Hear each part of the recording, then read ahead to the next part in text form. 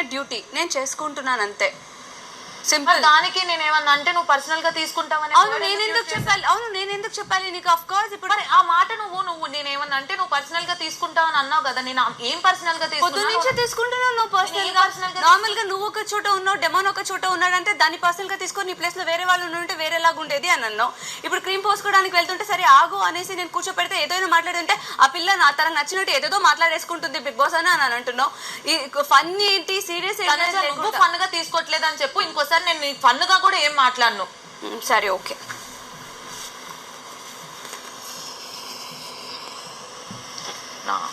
పట్టలేదు.